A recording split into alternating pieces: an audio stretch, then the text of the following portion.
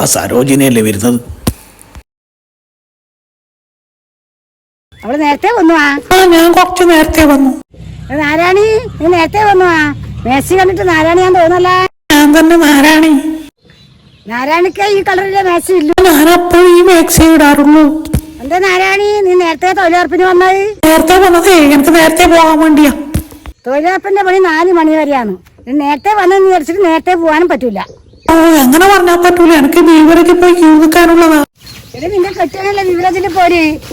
നീ എന്നിട്ട് നേരത്തെ പോന്നു. പിന്നെ അത് പിന്നെ നിനക്കെന്താ ഒരു കള്ളവശനം?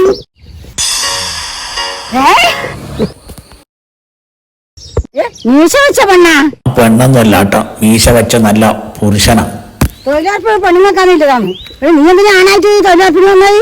ഭാര്യയാണ് സാധാരണ തൊഴിലുറപ്പിന് പോകാറുള്ളത്. അവൾക്ക് സമയമില്ലാത്തതുകൊണ്ടാണ് ഞാനിങ്ങനെ വേഷം മാറി വന്നത്. നിന്റെ ഒരു കാര്യം, പഞ്ചായത്തിലെ പ്രഭാകരൻ വരുന്നുണ്ട്, നീ പണിയെടുക്ക്. ഇയാളാണല്ലേ പഞ്ചായത്ത് മെമ്പർ പ്രഭാകരൻ? അയ്യോ, ഞാൻ പെട്ടെന്ന് പണിയെടുക്കാം. ഇല്ലെങ്കിൽ പിന്നെ ഇന്ന് കൂലി കിട്ടൂല. എന്താ ചെയ്യാ, ഇയാൾക്കല്ലേ വരാൻ കണ്ട സമയം. ഏതാ പുതിയൊരു സ്ത്രീ തൊഴിലുറപ്പിന്? ഞാൻ ഇത് കണ്ടിട്ടില്ല ഇവരെ. ആരേത്? അതാ ശ്രീധരന്റെ ഭാര്യ നാരായണി. ഓ, ശ്രീധരന്റെ ഭാര്യ നാരായണിയാണോ അത്?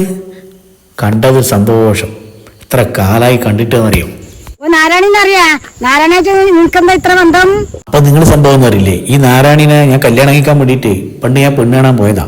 പിന്നെ ഈ ശ്രീധരൻ അവളായിട്ട് ചില ലൈനും പ്രേമൊക്കെ ഉള്ളത് കൊണ്ടാണ് അന്ന് അവൾ എന്നെ കെട്ടാതിരുന്നത്.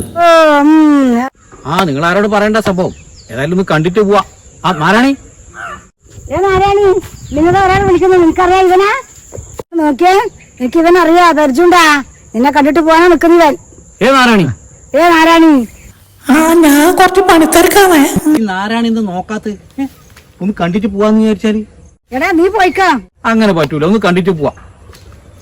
നാരായണി,